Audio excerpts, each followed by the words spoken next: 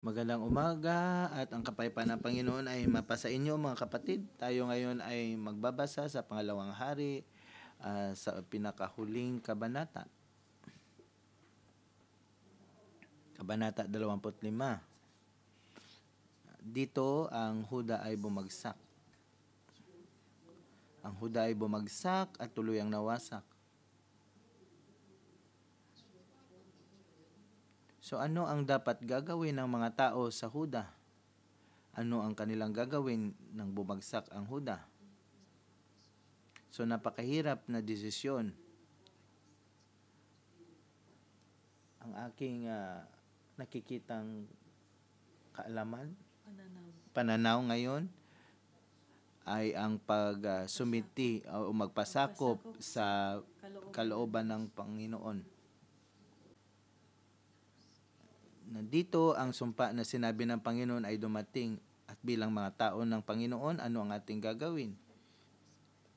Tayo ay magpasakop sa plano ng Panginoon at magpasailalim sa Panginoon dahil meron pa ring biyaya. Ang pamagat na ibinigay ko sa umagang ito ay sa kadiliman, meron pa ring biyaya at dapat tayong magpasakop.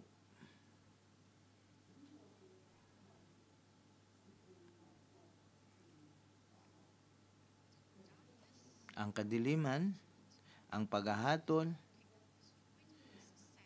ang kaharian ay nawasak.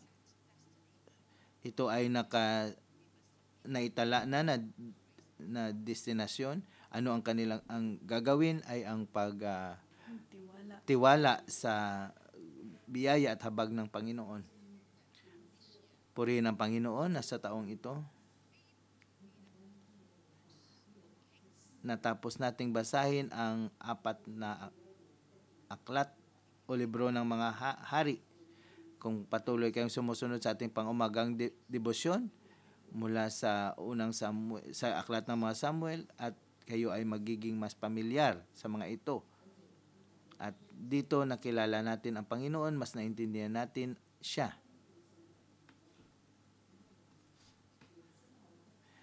At alam natin kung paano tayo magpatuloy sa panahon na ito. Ang Panginoon ay siyang naghahari sa lahat. Sa 4 na aklat na ito, sa pamamagitan ng aklat na ito, mas nakilala natin ang Panginoon at alam natin na ang kanyang salita ay mangyayari.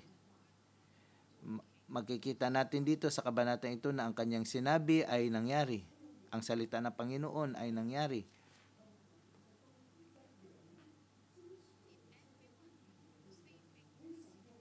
So ang bawat isa ay pumasok sa ganitong sitwasyon. Nung ang salita ng Panginoon ay naganap, ang kanyang paghahatol na kanyang sinabi ay nangyari. Ang mga tao sa ilalim ng paghahatol na ito, sila'y nabaon. Ang kanilang mga naranasan ay iba't iba. Ang iba ay nakaranas ng biyaya at nais nating tayo ang mga tao makatanggap ng biyaya. Ito ang nakikita ko na insight sa kabanatang ito.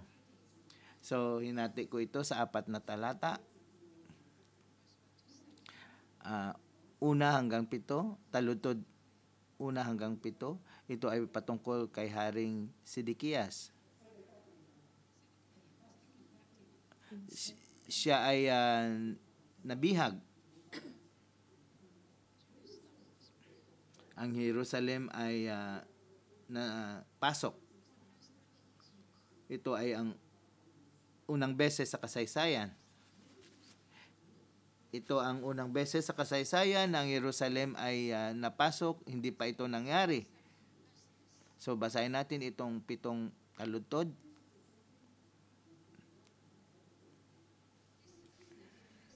So itong 7 taludtod, ito ay contrast. Magkasalungat sa unang talata. So dito si Hezekiah ay naghimagsik laban So, siya ay naging magsik laban sa Babylonia. Si Hezekiah. So, sa apat na aklat ng mga hari, dito natin napagtanto na kahit nasa panahon ng kadiliman, dapat tayong magpasakop sa plano ng Panginoon. So, si Zedekias ay isa sa mga anak ni Josiah. So, meron tayo si Joachim, si Joachim, at si Joas. So, ito ay mula kay Hezekiah, mula kay Jehoshaphat, mula pa sa kay Jehoshaphat sa sambahayan ni Huda, papunta kay Solomon. Habang binabasa natin ito, patuloy natin binabasa. Hindi ako mas pamilyar sa mga hari. Kayo. Kung sino ang ating pinag-uusapan, i-refer kayo sa ating mga nakaraang pang-umagang debosyon. So, si Jehoshaphat, siya ay nakipig-isa sa sambahayan ni Ahab. Ngunit ang sambahayan ni Ahab ay nasa ilalim ng sumpa dahil sa kay Jezebel. So, si Jehoshaphat, at simula noon, ang sambahayan ni Huda ay pabagsak. Ang sumpa ng Diyos ay napunta mula sa sambahayan ni Ahab patungo sa sambahayan ng Huda. Kahit na ang mga anak ni Jehoshaphat ay son-in-law ng sambahayan ni Ahab. So ang sumpa ng sambahayan ni Ahab ay napunta sa sambahayan ni Huda. So nagkaroon ng muring pagkabuhay sa buhay ni Hezekiah. Binigyan siya ng 5 taon na 15 taon na extension ng kanyang buhay, ngunit siya ay naging palalo.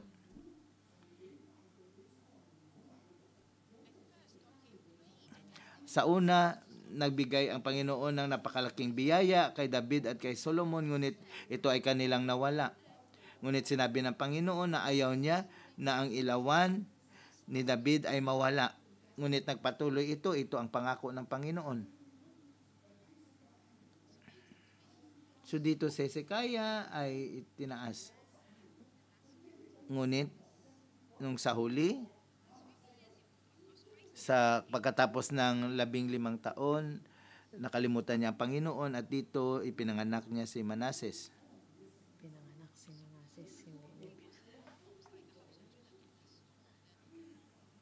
So, dito parang ang Huda ay may balik nila ang dating kaluwalhatian ng ni Solomon.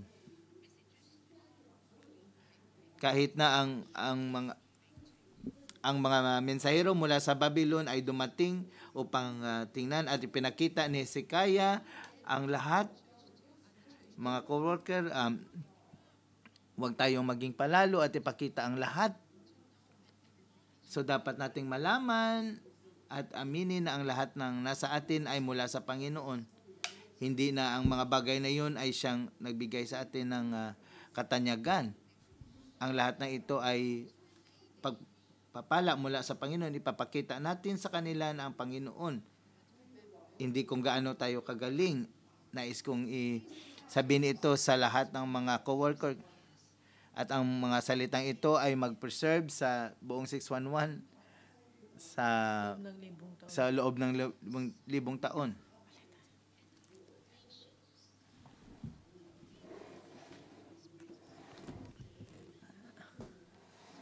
Dahil dito ang buong bansa ay gumagawa ng kasamaan at ang dugo ay dumanak.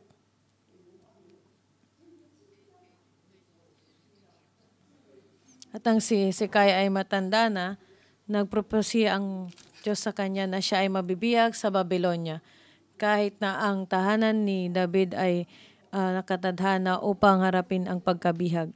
Si Manases, inisip pa rin niya na siya ay mabuti. Kaya ang buong bansa ay bumagsak ng bumagsak. Kaya nagdesisyon ng Panginoon na wasakin ang tahanan ni Judah.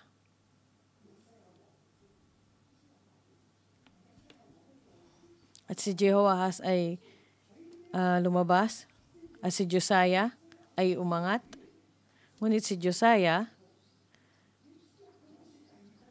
ay umangat, itinaas ng Panginoon nang siya ay halos wasakin na ng Panginoon ang kanyang tahanan.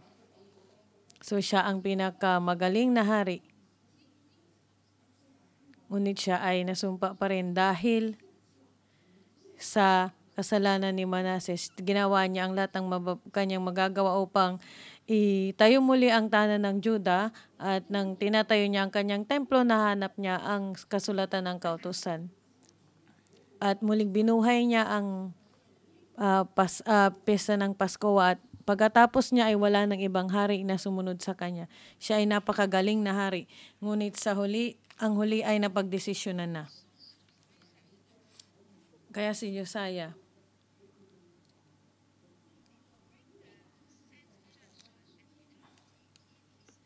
kaya hindi binigay ng Panginoon ang nakatakdang parusa o kalamidad para sa kanya, para sa bansa nila nang siya ay nabubuhay pa.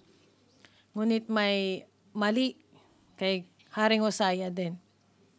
Kahit na ang huli ay nakatakda na, so ang Assyria ay nasa hilaga at ang Ehipto ay nasa timog, ang Ehipto ay gusto niyang labanan ng Assyria. At si Josiah ay nakialam. At siya ay namatay. Shoot to death. Ganito siya namatay. Pinas. So si Josiah ay sinundan niya ang daloy. Hindi niya hinayaan na maglaban ang dalawang bansang ito sa kanilang pamamaraan. So bilang mga anak ng Diyos, huwag tayong makialam sa labanan ng mga bansa.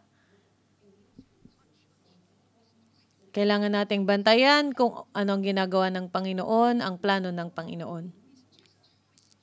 Sa kaguluhan na ito, kailangan nating yakapin ang ating Diyos. Kailangan tayong humawak sa Diyos dahil siya lamang ang hari. Siya ang makapangyarihan magpakailanmat. Hindi dapat tayo lumaban para sa iba.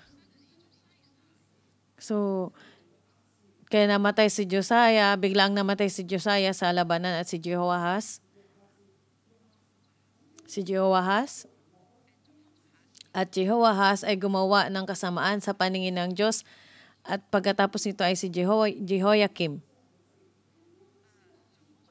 Si Jehoahaz at si Jehoiakim ay mga anak ni Josiah. At si Jehoiakim ay gumawa din ng kasamaan.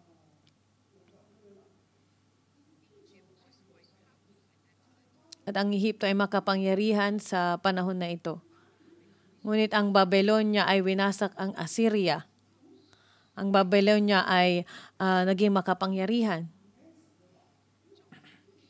Si Jehoiakim ay nagdesisyon siya na hindi siya makinig sa Diyos, na hindi siya magpasakop sa Panginoon sa buong sitwasyon.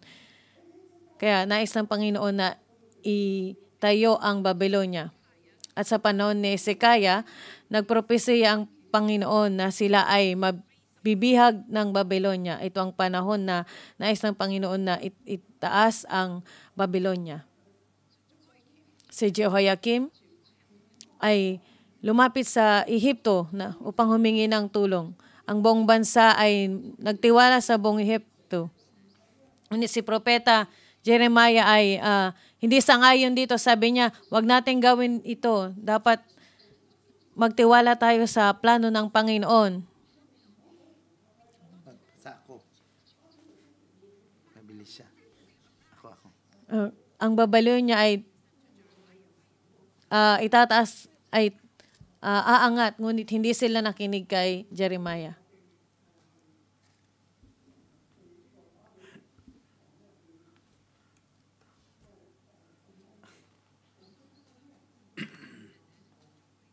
At si Jehoiakim ay inatake ng Babylonia.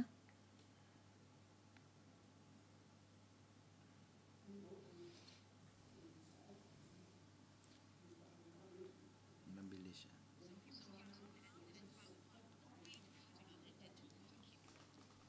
At Si Joachim ay namatay. Ang kanyang ang kanyang nahantungan ay naging miserable dahil siya ay nagrebelde sa Babylon at pumanig siya sa Ehipto. At si Joachim ay naitaas. Si Joachim ay apo. Siya ay anak ni Joachim. Anak ni Jehoiakim. Siya ay anak ni Joachim, apo ni Josiah. At sila ay sumuko sa Babylonia. Si Joachim, siya ay naging hari sa 3 buwan at siya ay nabihag at siya ay dinala sa Babylonia. Ito ay ang pangalawang pagkakataon na ang sambayan ni Juda ay nabihag. At si Zedekiah ay naging hari. Ngayon tayo ay nasa Kabanata 25 nung si Hidekias ay naging hari. Ang Babylonia ang siyang nagluklok sa kanya bilang hari, ngunit siya ay naging magsik sa Babylonia at siya ay pumanig sa Ehipto. Ang Ehipto ay ang mundo. Sa mundo ng espiritual, ang Ehipto ay katulad ng mundo. At sa geographically, ang Ehipto ay malapit sa Huda. Ang Babylonia ay mas malayo. Ito ay nasa Iraq. So, ang Babylonia ay katulad ng Iraq sa kasalukuyang panahon.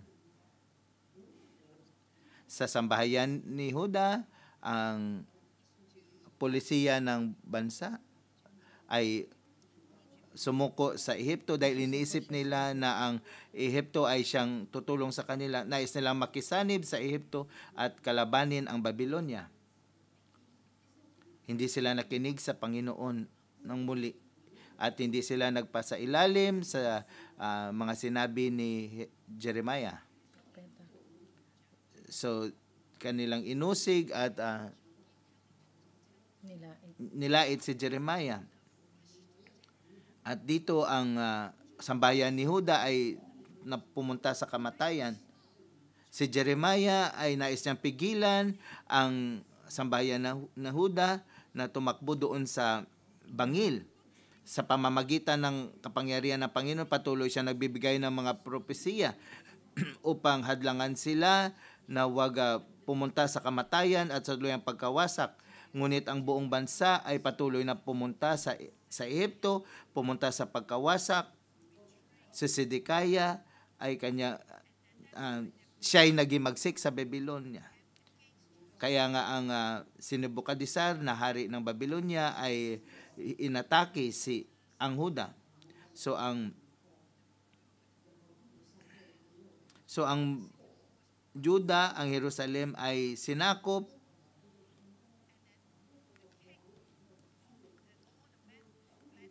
So verse 4, noon ay binutas ng isang bahagi ng pader ng lungsod nang makita ito ni Haring Sedekias kinagabihan.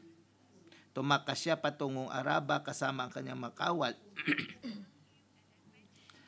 Doon sila dumaan sa pintuan sa pamamagitan ng 2 pader malapit sa Jordan ng palasyo, ngunit ang lungsod ay napalibutan ng mga taga-Babylonia. Hinabol siya ng mga ito at inabutan sa kapatagan ng Jericho at kanya-kanyang takas ang kanyang mga kawal. Nabihag si Sedekias at hinarap sa hari ng Babylonia ay noon nasa lungsod ng Ribna at doon siya hinatulan. So, verse 7, so naharap niya ang hari ng Babylonia. So dito pinatay nila sa harapan ni Sedekias ang mga anak nito. Dinukot ang mga mata ni Sedekias at dinala siya sa Babylonia, nagapos ng tanikala. So scary.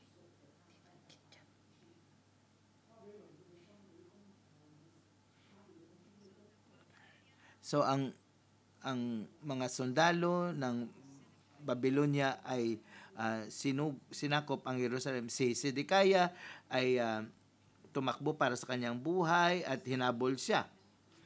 Ngunit siya ay nahuli at nabihag ng hari ng Babylonia sa kapatagan ng Jericho, at siya'y dinala sa hari ng Babylonia, at sa kanyang harapan pinatay ang kanyang mga anak at dinukot ang kanyang mata. Sa kanyang harapan, nung nakikita pa niya, pinatay ang kanyang mga anak habang siya'y nakatingin. So ito ang presyo na kanyang binayaran nang siya'y naghimagsik at nagtraidor sa Babylonia. Pagkatapos niyang nakita na pinatay ang kanyang mga anak, dinukot naman ang kanyang mga mata. Ito ang huling alaala sa kanyang isipan na ang kanyang mga anak ay pinatay. So siya ay dinala at nagapos ng tanikala at dinala siya sa Babylonia. So ginapos siya at dinala sa Babylonia. At siya ay hinila hanggang sa Babylonia. So siya ay naghimagsik laban sa Babylonia. So sa nakatakdang destinasyon ng Panginoon na ang sambahayan ni Huda ay mawawasak dahil sa kasalanan ni Manases,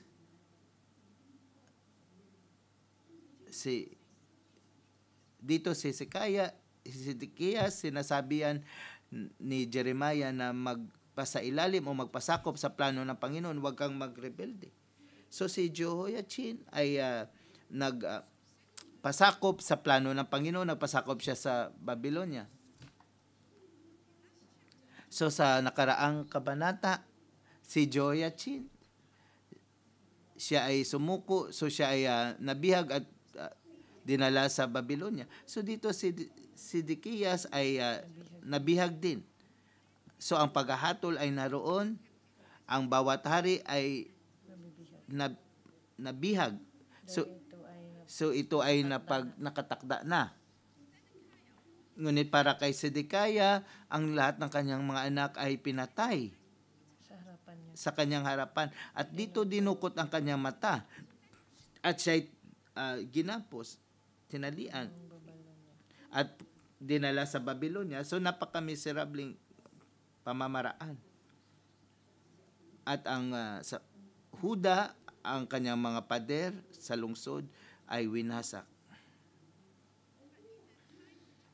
Ngunit sa kapanahonan ni Jehoiachin, ang mga pader ng lungsod ay hindi giniba.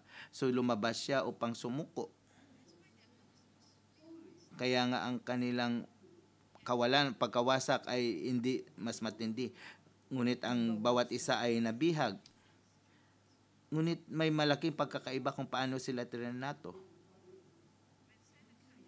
Nung si Sedekiyas ay naghimagsik sa Babylonia, ang galit ng Babylonia ay hindi nawala. So pagkatapos ng 8 taon, ng 7 araw, ng 5 buwan, ng 19 na taon,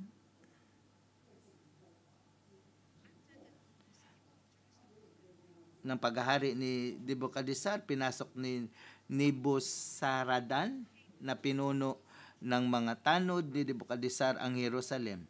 So sa pangalawang pagkakataon, sinakop nila. So giniba nila ang pader ng lungsod, sinunog niya ang templo, at dinala ang lahat ng mga kagamitan doon.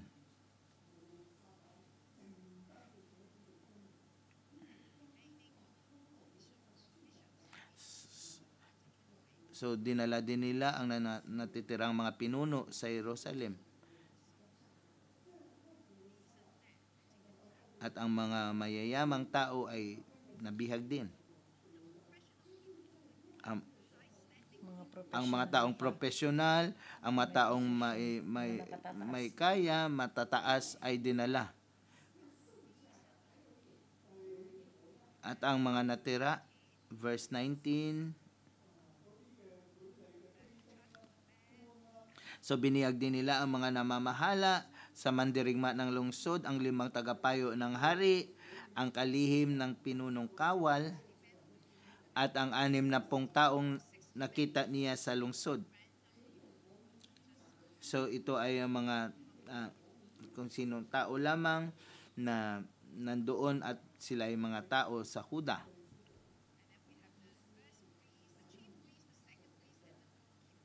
At meron, so dito ang mga pari, ang tagabantay, sila'y dinala ni Nebukadnezar. So sinunog nila ang templo at dinala ang mga tao doon. At dinala nila ito sa Ribla, ang kinaroroonan ng hari ng Babylonia, at doon pinatay ang hari. So dito ay tuluyang nabihag ang Huda. So ang unang pagkabihag ay nangyari sa kapanahunan ni Joachim, at sa kapanahunan ni Sedekiah ang iba ay namatay, at pagkatapos ng 8 taon ang iba naman ay binihag ulit. So verse 22 to 26. So hinirang ni Haring Nebukadnezar bilang gobernador si Hidalias. So ang bansa ng Huda ay tuluyang nawasak at naging isang probinsya para sa Babylonia, at si Gedalias ay naging gobernador noon. At sinabi ni Gedalias na huwag kayong 24. Verse 24, sinabi sa kanila ni Gedalias, huwag kayong matakot sa mga taga-Babylonia, dito na kayo tumira at maglingkod sa hari ng Babylonia, at walang masamang mangyari sa inyo. Ngunit ng 7 buwan, dumating si Ismael na anak ni Nethilias. Pinatay nila si Gedalias, ang mga Hudyo at ang mga taga-Babylonia kasama niya sa Mispa. Pagkatapos silang lahat, mahirap man o mayaman, kasama ang mga pinuno, mga kawal, ay tumakas patungong Ehipto dahil sa takot sa mga taga-Babylonia. Si Jeremiah ay dinala din sa Ehipto, ngunit hindi na siya umabot sa Ehipto, siya ay namatay. So ang buong sambahayan ng Huda ay tuluyang nawasak.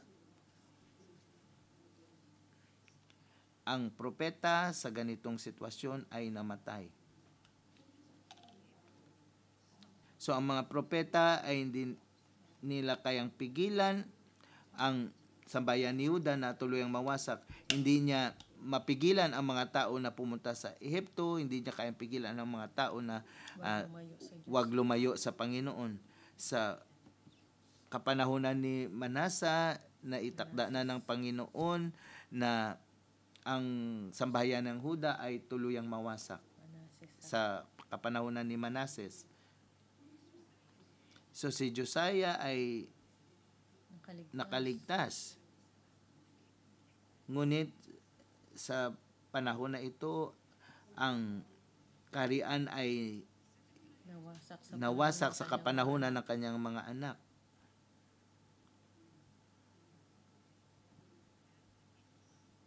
So ito ay nangyari sa kapanahunan ni Sedekiah nang siya ay naging magsik laban sa Babylonia. Ngayon tayo ay nasa huling kabanata. So verse 27 to 30 ay napaka-importante, itong 4 na taludtod. Parang ito ay ang katapusan ng kwento. Nang 17 araw, ng 2 buwan, ng 37 taon ng pagkabihag ng kay Haring Joachim ng Huda. So siya ay 55 taong gulang. So 18 plus 37. So ang Panginoon ay binigyan siya ng biyaya. So siya ay 55 taon.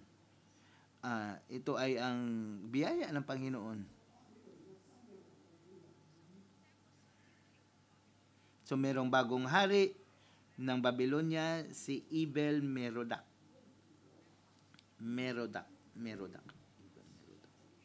So siya ay naghari at simulang maghari at pinalaya niya si Haring Jehoiakim sa pagkabilanggo. So, pagkatapos siya makulong ng 37 taon, siya pinalaya. Mabuti ang pakikitungo sa kanya ng hari at pinarangalan siya nito higit sa ibang hari na bihag din ng Babylonia. So, ang Babylonia dito ay napakalakas at maraming mga haring nabihag. At dito si Jehoiakim ay pinarangalan at pinaupo sa isang prominenteng lugar. Higit sa ibang hari na nabihag ng Babylonia. So sa mga hari na nasa Babylonia, siya ay pinarangalan. Hinubad ni Jehoiakim ang kanyang kasuotan bilang bihag. Siya ay naging kasalo ng hari sa kanyang hapagkainan at binigyan siya ng hari ng kanyang araw-araw na pangangailangan habang siya ay nabubuhay. So si Haring Jehoiakim ay natagpuan niya ang biyaya ng Panginoon sa napakalungkot na pangyayari. Ang mga tao ay nabihag, ang bansang Huda ay nawasak, ngunit si Jehoiakim ay nakaligtas. Jehoiakim ay nakaligtas, hindi siya namatay.